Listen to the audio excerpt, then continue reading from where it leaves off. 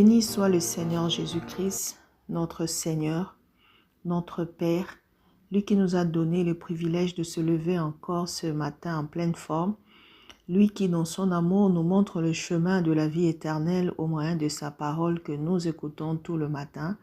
Je bénis mon frère et ma sœur qui en ce jour va partager avec nous encore cette exhortation, que l'honneur et la gloire soient à Jésus-Christ qui nous montre le chemin afin que nous puissions rester et prospérer dans sa présence. Bien-aimés, nous allons partager dans les livres de Philémon, le chapitre 1. Je vais lire à partir du 8e jusqu'au 15e verset que je lis au nom de Jésus. C'est pourquoi, bien que j'ai en Christ toute liberté, de te prescrire ce qui est convenable, c'est de préférence au nom de l'amour que je t'adresse une prière, étant ce que je suis, Paul, un vieillard, de plus maintenant prisonnier de Jésus-Christ. Je t'ai pris pour mon enfant que j'ai engendré dans les chaînes, Onésime, qui autrefois t'a été inutile, mais qui maintenant est utile et à toi et à moi. Je te l'envoie, lui, une partie de moi-même. J'aurais désiré le retenir auprès de moi pour qu'il me serve à ta place pendant que je suis dans les chaînes pour l'Évangile. Toutefois, je n'ai rien voulu faire sans ton avis, afin que ton bienfait ne soit pas comme forcé, mais qu'il soit volontaire. Peut-être qu'il t'a été séparé de toi à un temps, afin que tu le retrouves pour l'éternité. Bien-aimés, aujourd'hui nous allons partager sur l'amour excuse tout. L'amour, elle passe l'éponge au passé. Bien-aimés, nous allons utiliser l'histoire de Paul avec Philémon. Cette histoire nous montre combien c'est important de passer l'éponge à beaucoup de choses. Et pour effacer le péché et pour effacer le mal qu'on t'a fait, on a besoin d'aimer. On a besoin d'avoir de l'amour. Car sans amour, on ne peut pas faire ce genre de choses. Bien aimé, vous imaginez, Philémon avait un esclave qui s'appelait Onésime, qui peut-être lui a fait beaucoup de mal, qui peut-être lui a volé, qui peut-être était inutile parce qu'il était faible, il ne savait pas bien faire le travail, il était inutile à tout point de vue et qui s'est en plus enfoui. On sait qu'à l'époque de l'esclavagisme, si tu t'enfuis, lorsqu'on t'attrape, on te coupe la main ou on te tue ou on te fait tout ce qu'on veut, c'est que ton maître veut faire de toi. Mais ici, on montre que Onésime s'est enfoui et peut-être qu'ils se sont rencontrés avec Paul ou parce qu'ils savaient que Paul était l'ami de Philémon ou le pasteur de Philémon. Il est parti se réfugier chez lui et là-bas, il s'est converti. Et là-bas, il a commencé à porter des fruits. Et maintenant, Paul ne voulait pas les garder. Il fallait que quelque chose se fasse parce que quand Philémon pourrait peut-être le voir chez lui, il pourrait peut-être avoir des tensions entre les deux. Vous savez que si quelqu'un te fait du mal, il va se réfugier quelque part ou chez un ami et que tu te le retrouves là-bas, ça cause toujours des problèmes. Alors Paul n'a pas voulu garder Onésime, il va lui renvoyer ce Philémon. Et puis il lui dit, je te prie de recevoir mon enfant que j'ai engendré dans les chaînes. Donc il ne vient pas lui présenter comme étant son esclave, mais il veut que Philémon le reçoive comme enfant qu'il a engendré dans les chaînes, c'est-à-dire qu'il le reçoit comme un frère, pas comme un esclave. Il lui supplie de reprendre, de renouer, d'oublier le passé, parce qu'aujourd'hui, Philémon doit savoir que Onésime n'est plus le même.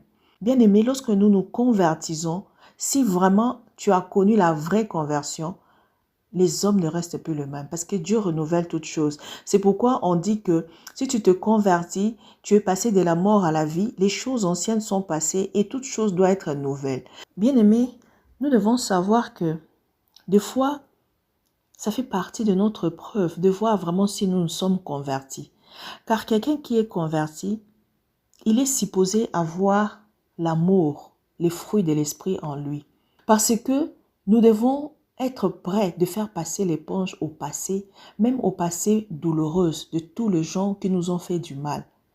Nous devons savoir à regarder les gens comme Jésus-Christ regarde. Si quelqu'un s'est converti, le regard de Jésus-Christ envers cette personne n'est plus la même. S'il était méchant, il est devenu bon. Tu ne dois pas le ramener en arrière. C'est pourquoi la Bible nous dit dans 1 Corinthiens 13, 4 que l'amour est patient, l'amour est plein de bonté, l'amour n'est point envieux, l'amour ne se vante point, elle ne fait plus de mal. L'amour est donc Dieu. Parce que tout va passer, toute chose va passer, les langues, les prophéties vont passer, mais l'amour ne disparaîtra jamais. Alors ce que nous devons à tout le monde, c'est l'amour. Et ici, c'était comme un test pour Philémon, qu'on voit vraiment s'il a changé. S'il peut mettre Onésime esclave qu'il était, lui mettre maintenant à la place de l'enfant du maître, lui mettre à la place d'un frère. C'était vraiment une preuve pour lui. Car nous devons savoir que, nous devons apprendre que si nous nous convertissons, c'est possible aussi aux autres de se convertir. Des fois, nous pouvons nous séparer avec des gens en croc en jambe parce qu'ils nous ont fait du mal, mais c'est pour que nous puissions le retrouver après comme étant des frères et des sœurs dans le Seigneur pour l'éternité. Et même quels que soient les torts qu'ils puissent nous faire, nous devons apprendre à passer l'éponge sur ce problème-là pour que nous puissions nous regarder comme étant de nouvelles créatures.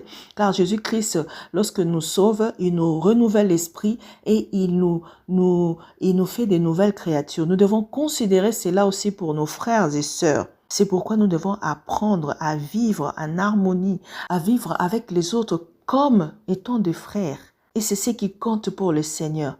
Quels que soient les torts que les gens nous font, nous devons apprendre à laisser cela. Car quelqu'un qui t'a fait beaucoup de mal, lorsque vous allez vous retrouver, c'est quelqu'un qui va te donner beaucoup d'amour. Car à celui qu'on impute peu de péchés, il manifeste moins d'amour. Mais celui qu'on a enlevé plusieurs péchés, il manifeste beaucoup d'amour. C'est pourquoi Paul pouvait compter sur l'obéissance de Philémon pour que Philémon fasse du bien à Onésime. Donc lorsque Onésime est rentré chez Philémon et que les gens ont vu comment Philémon commençait à les traiter, et même d'autres esclaves qui pouvaient être là, voient que non, ce n'est plus son esclave, c'est maintenant son frère. C'est là qu'on peut pousser beaucoup de gens à se convertir. C'est là qu'on peut pousser beaucoup de gens à voir en nous la vie de Jésus-Christ. Dieu veut que nous soyons vraiment ses représentants dans le monde pour que nous puissions donner les goûts aux autres de se convertir. Nous avons besoin de porter les fruits du Saint-Esprit. Nous avons besoin de marcher selon l'Esprit pour que ceux-là qui nous regardent puissent savoir que nous sommes les enfants de Dieu. C'est pourquoi par rapport à cette exhortation, nous allons prier. Nous allons aujourd'hui prier pour tous ceux qui nous ont fait du mal, pour tous ceux qui ont été méchants avec nous. Que Dieu nous donne l'amour de passer l'éponge, l'amour d'oublier le mal qu'on nous a fait, pour que lorsque nous allons retrouver ces frères ou ces sœurs, que nous puissions vivre avec eux comme étant de bons frères, comme étant des frères que Dieu a lavés aussi comme il nous a lavés. La Bible dit, pardonnez comme vous aussi vous êtes pardonnés. Donc si tu ne pardonnes pas, sache que même quand tu pries là, ce ne sont que de fanfares et des tambourets qui retentissent. Car Dieu n'exauce pas la prière des pécheurs. Aussi longtemps que tu ne pardonnes pas, tu ne seras pas aussi pardonné. Prions au nom de Jésus-Christ. Seigneur Dieu de gloire, je te bénis parce que tu es notre Seigneur. Je te bénis parce que tu es le Dieu Tout-Puissant, le Maître de toutes choses. C'est toi qui nous apprends à aimer comme toi. Seigneur, lorsque tu nous as pardonné, tu veux que nous puissions aussi apprendre à pardonner nos frères et sœurs. Tu veux que nous aussi, à notre tour, nous puissions, Seigneur, passer l'éponge, quel que soit le passé, quelle que soit la douleur du passé. Tu veux que nous puissions, Seigneur, oh Dieu, apprendre à regarder les autres aussi comme lavés en Jésus-Christ. Donne-nous ton amour, Seigneur.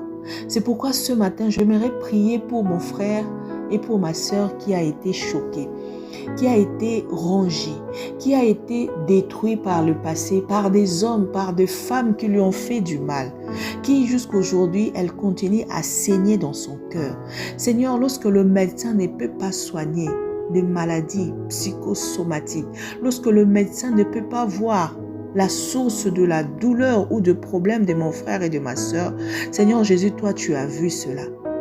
C'est pourquoi aujourd'hui, j'aimerais que tu penses les plaies, les blessures qui a duré des années, des blessures qui ont fait qu'aujourd'hui ma sœur et mon frère se retrouvent avec plein de problèmes psychosomatiques que le médecin n'arrive pas à soigner, avec une gastrite aiguë, des problèmes, Seigneur, de auto-immune. Aujourd'hui, les gens sont en train de développer des maladies dont on voit les anticorps en train de consumer mon frère et ma sœur. parce qu'elle a gardé beaucoup de douleur, elle a gardé beaucoup de haine, elle a gardé de douleurs du passé et aujourd'hui elle est victime. Oh Seigneur, s'il y a un médecin qui peut soigner ce genre de choses, c'est toi. Et le pardon est au centre de tout cela. Lorsque tu apprends à pardonner, toi-même tu es pardonné aussi. C'est comme si tu cesses le feu en toi-même. C'est pourquoi je prie mon frère et ma soeur d'avoir le pardon dans leur vie, de pardonner ceux qui vous ont fait du mal. Lorsque tu apprendras à pardonner à ton père, à ta mère, à ton frère, à ta soeur, à ton ami, à ton mari, à ta femme, à tous ceux qui t'ont fait du mal, tu cesses le feu aussi en toi-même. Tu cesses de te brûler. Tu cesses de te autodétruire. Et c'est là, un médecin ne pourra pas faire pour toi. Aucun médecin ne pourra faire cela pour toi. Apprenons à pardonner. Seigneur, donne-nous un cœur de pardon. Donne-nous ton cœur d'amour pour que nous puissions pardonner tout, pour que nous puissions supporter tout, pour que nous puissions, Seigneur, oh Dieu, regarder les autres comme autant des êtres aussi faibles que le diable a utilisés pour nous faire du mal et qu'aujourd'hui nous puissions pardonner pour le retrouver, nous puissions pardonner pour qu'ensemble nous puissions continuer la marche à te chercher. Seigneur, je viens prier pour la réconciliation des familles divisées, des couples divisés, des enfants divisés, à cause de la colère, peu importe la chose qui vous a divisé. La colère ne résout rien. Seigneur, je viens prier pour tous ceux qui sont tombés dans ce piège. Seigneur, lave leur cœur. Donne-leur le cœur de Jésus-Christ. À la croix, Jésus-Christ a laissé tout pour que nous puissions même retrouver, prendre tout ce qu'il a laissé. Il a laissé un cœur doux. J'aimerais que ce cœur soit répandu dans toutes les personnes qui ont du mal à pardonner.